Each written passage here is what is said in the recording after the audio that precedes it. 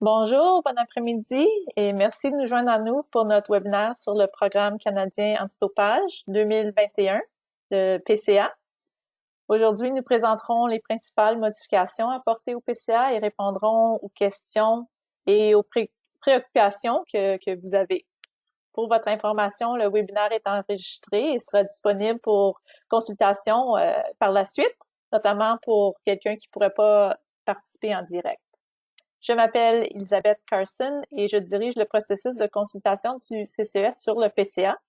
Et je suis accompagnée de ma collègue Amanda Lanthier ainsi que Adam Clevinas, un avocat avec Sportlex qui travaille de près avec CCES et est très familier avec le PCA et le Code mondial antidopage. Il pourra fournir des informations supplémentaires dans le cadre de cet aperçu et aider à répondre des questions. Avant de commencer, d'abord quelques points juste sur le côté technique. Pour le bon déroulement, on prendra les questions à la fin. Et pour réduire les bruits de fond, tout le monde est sur mute pour le moment. Et on pourra vous enlever de mute pour poser des questions après le survol. Si vous avez une question, vous pouvez nous faire signal par lever la main ou envoyer une question par la boîte de questions de GoToWebinar. Pour un petit rappel, le Code mondial antidopage et les standards internationaux connexes sont révisés à tous les 6 ans. L'Agence mondiale antidopage, l'AMA, a approuvé la version finale du Code 2021 et plusieurs des standards internationaux lors de la conférence mondiale sur le dopage dans le sport qui a été tenue en novembre 2019.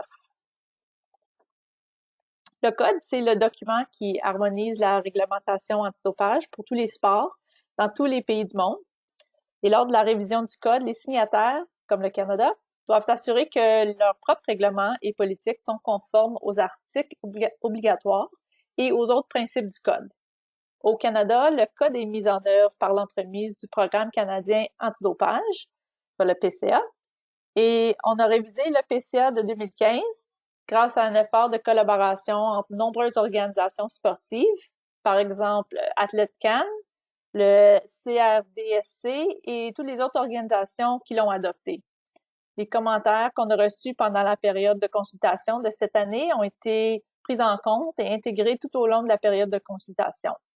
Le PCA 2021 a déjà été publié et entrera en vigueur le 1er janvier 2021. Nous aimerons vous fournir un résumé des principales modifications apportées au PCA et vous expliquer ce que cela signifie pour votre organisation. Ces modifications entreront en vigueur le 1er janvier. Et encore une fois, nous serons heureux de répondre à des questions concernant les modifications à la fin du webinaire.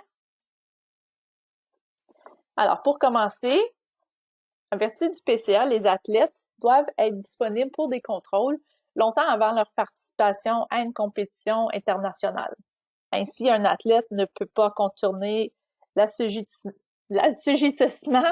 au contrôle en adhérant à un organisme sportif peu de temps avant une compétition. La règle des 6 mois demeure en vigueur. Alors, c'est le même montant de temps que dans le PCA 2015, mais nous l'avons revue afin de pouvoir accorder des exemptions dans les cas où elles s'avèrent injustes ou déraisonnables envers un athlète. Lorsqu'une violation des règles antidopage est confirmée, le PCA oblige l'organisme de sport concerné à examiner et à relever les facteurs ou les circonstances propres au sport, à l'athlète ou à l'organisme lui-même qui pourraient avoir y contribué. Le but de l'examen n'est pas de mener une enquête sur la violation comme telle, mais d'identifier les leçons à en tirer, le cas échéant, et les améliorations à apporter pour empêcher qu'une telle situation ne se reproduise. Le CCS fournira des outils et des modèles pour faciliter cet examen. L'organisme doit communiquer avec le CCS l'ensemble des circonstances et des facteurs pertinents, ainsi que les améliorations requises. Le PCA s'applique aux athlètes principalement du fait qu'ils sont membres d'un organisme de sport qui a adopté le PCA. lorsque l'adhésion d'un athlète prend fin, il cesse généralement d'être assujetti au PCA. Les athlètes qui se joignent à un organisme sportif sont assujettis à ces règlements et par conséquent au PCA. De plus, les membres du groupe national d'athlètes qui sont assujettis au PCA doivent expressément convenir dans leur contrat de l'athlète de demeurer, peu importe leur statut au sein de leur organisme de sport, jusqu'à ce qu'ils soient retirés du groupe national d'athlètes ou qu'ils prennent leur retraite, selon celui qui se produit le plus tôt. Le PCA s'applique au personnel d'encadrement des athlètes pratiquant un sport qui a adopté le PCA. Cela, ça comprend les entraîneurs, les soigneurs, les gestionnaires, les agents, le personnel d'équipe, les officiels, le personnel médical et paramédical, ainsi que même les parents. C'est un gros groupe. Certains membres désignés du personnel d'encadrement qui préparent à la compétition des athlètes du groupe national d'athlètes ou du niveau supérieur dans chaque sport, dans les centres ou les instituts canadiens du sport, devront suivre une formation en ligne et signer une entente confirmant expressément qu'ils sont assujettis au PCA et ont reçu une formation appropriée. Cette nouvelle exigence ne vise qu'un nombre relativement petit d'entraîneurs, de soigneurs et de personnes qui accompagnent les athlètes au Canada. Et pendant la période d'adoption, le CCS travaillera avec les organismes qui adoptent le PCA pour les aider à déterminer qui seront les membres désignés du personnel d'encadrement et leur fournir les ressources nécessaires, telles que l'éducation. Le Code 2021 comporte un commentaire qui autorise les fédérations internationales à utiliser les données d'une analyse de contrôle du dopage pour surveiller l'admissibilité au titre des règles sur le contrôle du genre ou d'autres règles d'admissibilité. Mais le PCA 2021 énonce expressément que le CCES n'utilisera pas ces données à de telles fins. On utilisera les données seulement pour des fins légitimes reliées à la lutte contre le dopage. Alors, pas pour d'autres raisons. La Déclaration des droits antidopage des sportifs a été présentée lors du processus de consultation de l'AMA. Elle énonce divers droits des athlètes dans le contexte de la lutte contre le dopage. L'objectif ici est d'aider les athlètes, où qu'ils soient, à pratiquer leur sport dans un environnement qui est sain, éthique et juste. Le PCA comporte la déclaration directement dans ses règlements. La déclaration inclut les droits des athlètes qui figurent également dans le code et les standards internationaux. Mais de plus, il existe 3 droits recommandés que le CCES s'engage à faire respecter. Premièrement, les athlètes ont droit à un système antidopage sans corruption, ce qui suppose par exemple que toutes les mesures raisonnables ont été prises pour éradiquer le dopage. Deuxièmement, les athlètes ont le droit de participer à la gouvernance et à la prise de décision. C'est pourquoi, par exemple, ils sont consultés et peuvent faire des commentaires lors de la création et la modification du PCA, et pourquoi le comité consultatif antidopage du CCS s'occupe en collaboration avec Athlète Cannes de questions liées à l'antidopage. Enfin, les athlètes ont droit à l'assistance juridique. Cela signifie, par exemple, qu'ils ont le droit d'être représentés gratuitement par un conseiller juridique figurant sur la liste du tribunal antidopage et d'avoir accès gratuitement aux audiences et aux appels du tribunal antidopage. Le Code 2021 s'appliquera aux dirigeants, aux administrateurs, de même que certains employés des signataires qui sont impliqués dans les matières antidopage. C'est le cas du personnel du CCES, ainsi que les organismes de sport ayant adopté le PCA. Cela ne signifie pas, excusez, ça ne veut pas dire que les individus feront l'objet de contrôle. Un instant, j'ai une gorgée d'eau.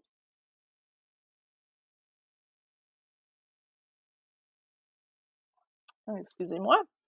Plutôt, ils devront reconnaître que l'organisation sportive à laquelle ils participent, à quelque titre que ce soit en rapport avec le contrôle du dopage, a adopté le PCA et que de ce fait, sont assujettis au PCA et ne commettront pas de violation des règles antidopage applicables au titre du code, telles que la falsification, le trafic, l'administration et la complicité.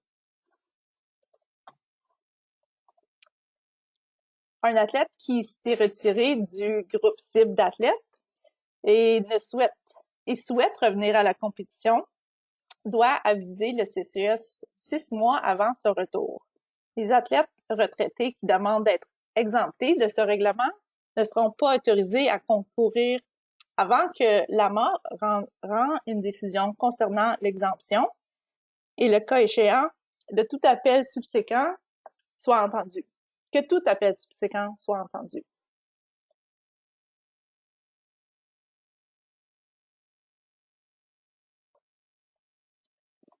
Le PCA 2021 prévoit une nouvelle approche propre à l'antidopage pour traiter les audiences et les appels, ainsi que la possibilité pour les parties concernées de demander le remboursement de certains frais par l'autre partie. La formation antidopage pourra ordonner qu'une partie paye une portion des dépenses d'une autre partie si la conduite pendant la procédure a été manifestement déraisonnable ou si elle a agi de mauvaise foi. L'accent sera mis sur la conduite d'une partie et non sur les résultats de l'arbitrage. On s'attend à ce que ces ordonnances soient pas mal rares, mais les facteurs qui seront pris en compte pour délivrer comprennent la nature, l'ampleur et les répercussions de toute conduite déraisonnable ou de mauvaise foi qui aurait mené à une augmentation des frais, la complexité des enjeux et la proportionnalité. Afin de responsabiliser davantage les organismes sportifs par rapport à leurs participants, le PCA 2021 prévoit une amende pour les organismes qui omettent de procéder à des examens internes ou d'appliquer les mesures recommandées, malgré des problèmes de dopage importants dans leur sport. Prenons par exemple un sport dont trois athlètes reçoivent une sanction maximale pour des violations des règles antidopage dans une période de 12 mois. Si l'organisme ne mène pas d'examen interne ou applique pas les mesures qui découlent d'un tel examen, il pourrait se trouver voire imposer une amende.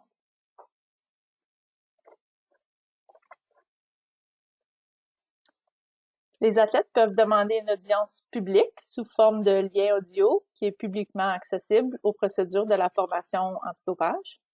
Et en temps normal, tous les appels sont entendus par 3 arbitres. Toutefois, si toutes les parties en conviennent par écrit, un arbitre peut être nommé par le tribunal antidopage pour siéger seul en tant qu'une formation d'appel antidopage.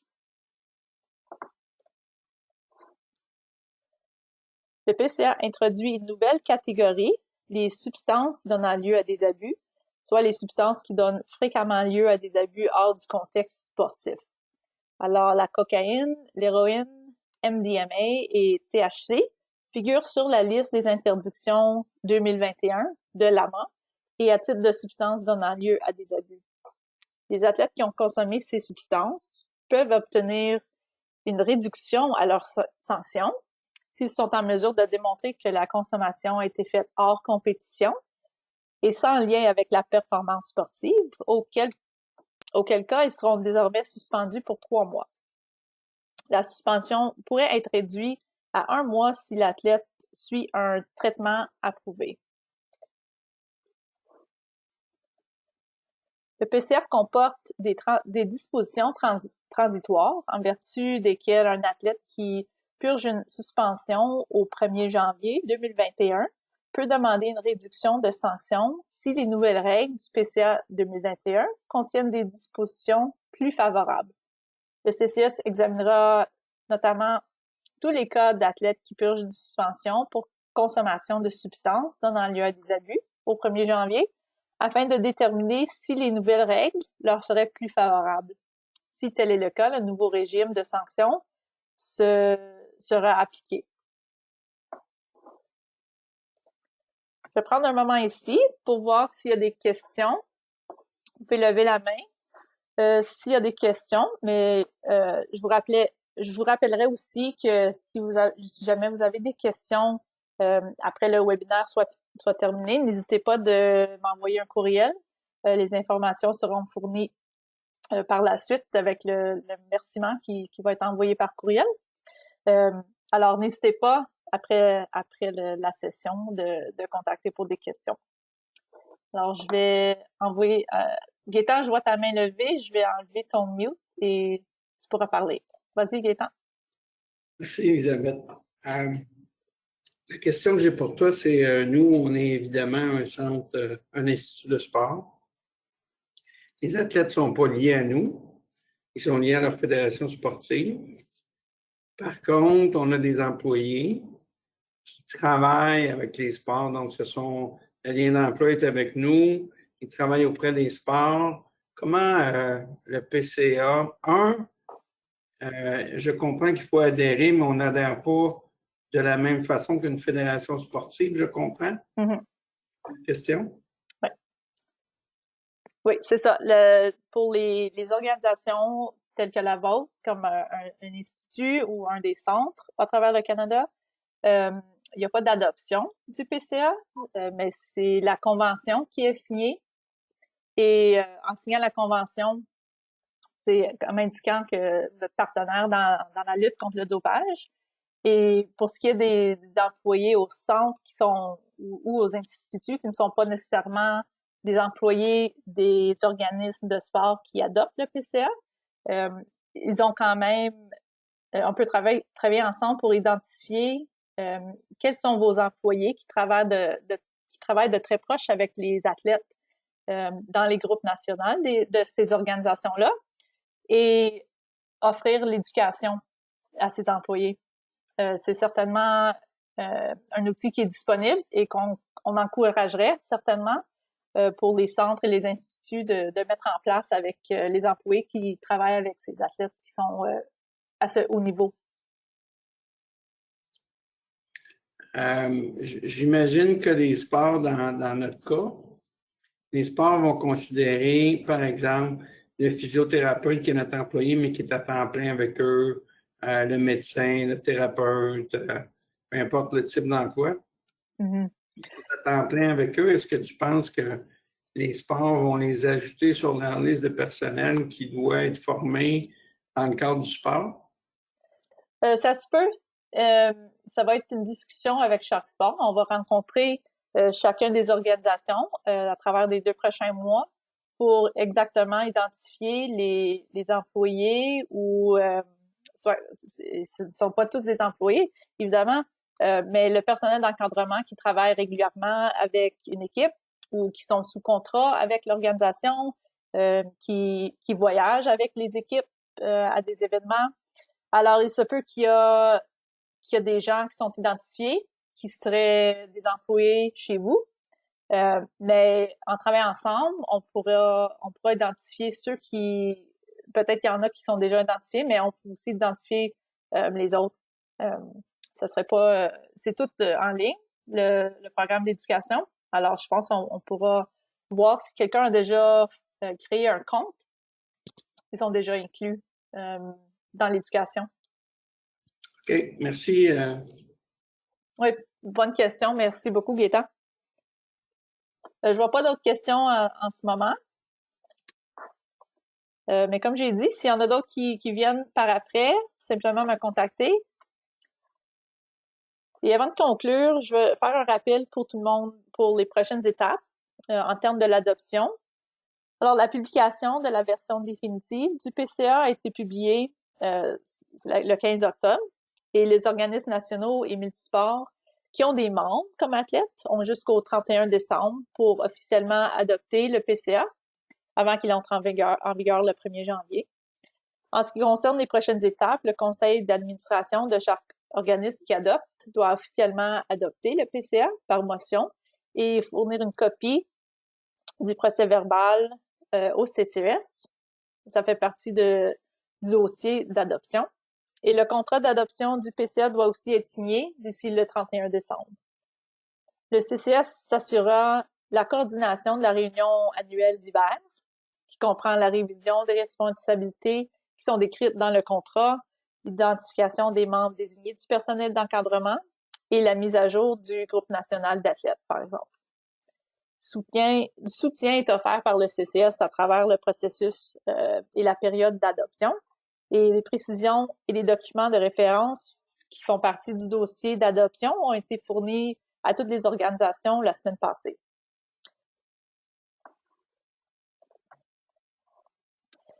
Ceci marque la fin du webinaire. Et je ne vois pas d'autres questions qui ont rentré. Et au nom de l'équipe qui travaille très fort sur le PCA, je vous remercie grandement de votre participation aujourd'hui et à la prochaine. Merci beaucoup.